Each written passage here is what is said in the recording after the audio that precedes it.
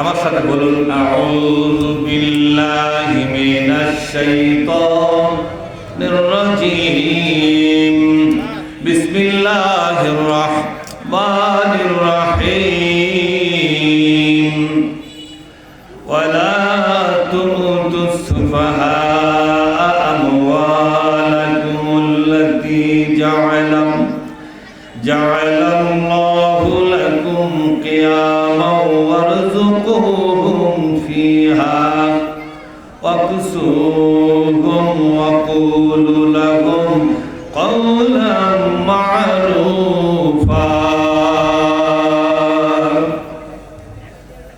قال الحمد لله رب العالمين والصلاة والسلام على سيد المرسلين وعلى آله وأصحابه أجمعين।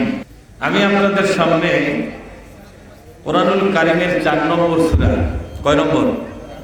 সূরা আন-নিসা 5 নম্বর একটি আয়াত আমি পড়ে শোনালাম। কয়েকটা বিষয় আমি আপনাদেরকে ভূমিকা স্বরূপ বলবো, ইনশাআল্লাহ। ওমা তৌফিকি ইল্লা বিল্লাহ। আল্লাহ পাক বলছেন, ওয়ালা তুতুস সুফাহা আমওয়ালাকুমুল্লাতী জা'আলাল্লাহু লাকুম কিয়ামা। ও দুনিয়াবাসী, তোমরা তোমাদের সম্পদকে, নিজেদের যা কিছু তোমাদের সম্পদ আছে, জমি থাকুক, বাড়ি থাকুক, গাড়ি থাকুক, বাগান থাকুক, পুকুর থাকুক, এগুলো অন্য কারো নামে লিখে দিবে না। কথাটা কার? এটা ভূমি মন্ত্রণালয় সম্পর্কে একটা আয়াত। পবিত্র কোরআনে 38টা মন্ত্রণালয়ের কথা বলা হয়েছে। কয়টা মন্ত্রণালয় বলেন? 38টা মন্ত্রণালয়। ভূমি মন্ত্রণালয় একটা। সব মানুষকে বলে দেওয়া হলো, আবেগে আতি সহ্য হইয়া নিজের সম্পদকে অন্যের কাছে লিখে দিও না, কারণ এই সম্পদকে তোমাকে সমাজে দাঁড়িয়ে রাখার জন্য আল্লাহ দান করেছেন। জোরে বলেন সুবহানাল্লাহ। এই সম্পদটা কার দান বলেন তো? আপনার বাবার কাছ থেকে জমি পেয়েছেন, শ্বশুর বাড়ি থেকে জমি পেয়েছেন, কষ্ট করে ইনকাম করে জমি কিনেছেন, বাড়ি কিনেছেন, টাকা পয়সা করেছেন, এগুলো কারণ আমি লিখে দিতে নিষেধ করেছেন কে?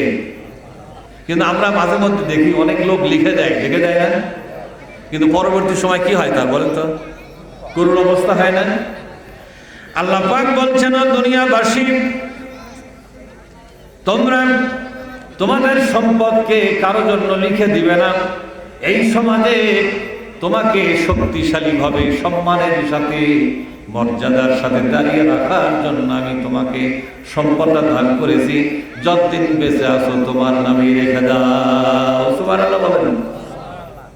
তাহলে আল্লাহ তাআলা মানুষকে বেকাদাত ফালাবার জন্য কোনো বিধান নাযিল করেন নাই। আল্লাহর সমস্ত বিধান মানুষের সম্মান আর মর্যাদা বাড়াবার জন্য। যেরকম সুবহানাল্লাহ। অনেক লোক বলে কোরআনে কোনো রাজনৈতিক বিধান নাই। এটা একটা রাজনৈতিক বিধানের আয়াত, একটা রাষ্ট্র পরিচালনার আয়াত। ভূমি মন্ত্রণালয় পরিচালনার জন্য অনেকগুলো আয়াত আছে, তার মধ্যে এটা একটা। সুবহানাল্লাহ বলবেন না? এরপর আল্লাহ পাক বলছেন, আরযুকুহুম ফিহা। এই সম্পদ দিয়ে তুমি তোমার সন্তান, তুমি তোমার পরিবারকে লালন পালন করো, কিন্তু তাদেরকে লিখে দিবে না, তাদেরকে লিখে দিবে না। অকসুহুম, তাদেরকে পোশাক পরিধান করাও, কাপড় চোপড় দাও, তাদেরকে শিক্ষা পড়া দাও, এবং তাদের সঙ্গে ওয়াকুলু লাহুম কাওলাম মা'রুফা। আল্লাহু আকবার। তাদের সঙ্গে উত্তম কথা বলো, তাদেরকে কোরআনের ইলমে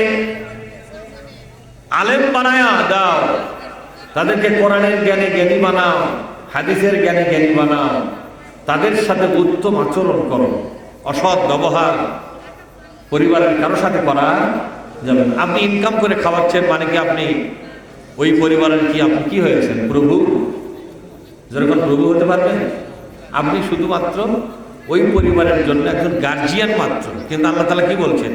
তুমি গার্জিয়ান হতে বলেই তোমার পরিবারের ছোট বড় যারাই আছে তাদের সঙ্গে অসৎ ব্যবহার করবে না, বরং ন্যায়সঙ্গত ব্যবহার করবে। কোরআন তোমাকে যেভাবে কথা বলতে বলেছে তুমি সেভাবে কথা বলবে। কোরআন তোমাকে যেভাবে তাদের সাথে আচরণ করতে বলেছে তাদের সঙ্গে সেভাবে আচরণ করবে। নিজেকে প্রভু বানাবে না, স্বৈরাচার বানাবে না, জালিম বানাবে না, বরং পরিবারের সকলের জন্য তুমি নিজেকে বন্ধু বানাও। সুবহানাল্লাহ বলো। জমি কার নামে লিখে দেওয়া নিষেধ করছে কে? এই নিষেধ যদি অমান্য করেন, আল্লাহর যে কোনো হুকুম অমান্য করলে বিপদ আছে না নাই? কথা বলেন, বিপদ আছে না নাই? পরিণতিতে আপনার পরিণতি ভালো হবে না খারাপ হবে? আল্লাহ আপনার জীবন, আপনার সম্মান, মর্যাদা রক্ষা করার জন্য এই আইনটা জারি করেছেন।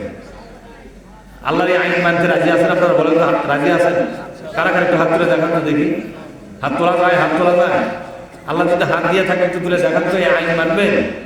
যাক, আলহামদুলিল্লাহ বলেন। বলেন আলহামদুলিল্লাহ। আমার আদমদিঘি এলাকার এক লোক হজত যাওয়ার আগে বেটা করক জমি লিখে দিয়েছে, দিয়া বেধি করক ডাক দিছে।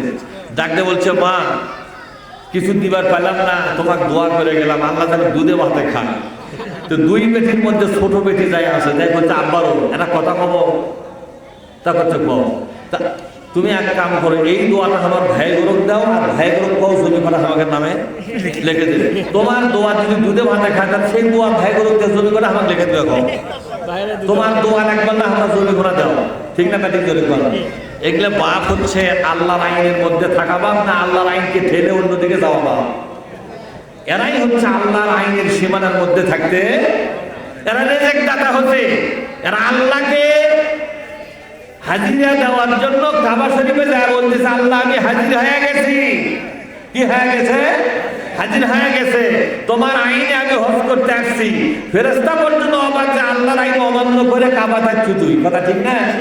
আল্লাহর আইন ছিল জমি তোমার নামে থাকবে, একটা হজ করিনি সেটা যে কারণ আমি লিখে দেওয়া যাবে, তুমি এইভাবে জমি নিয়ে মরে যাও। আচ্ছা বলবে বিশ্বনবী যা জমা জমি ছিল তাকে কারণ আমি লিখে দিয়ে আছে। তা আপনি কোন রঙের আপনি হাজি, কোন রঙের আপনি নামাজি, কি ধরনের চিন্তাশীল যে আপনি এক জায়গায় যাচ্ছেন, সব জমি বেটাকে নামে লিখে দিচ্ছেন, বেটি ফাঁকি দিয়ে করছেন, মা দোয়া করি আল্লাহ জান তো দুধে ভাতে খেলে। এই দোয়া বেটা করলেই তো হলো। কথা ঠিক না? সারা সিটার বাপ, কি বাপ ধরে সিটার বাপ, বিশ্ব সিটারের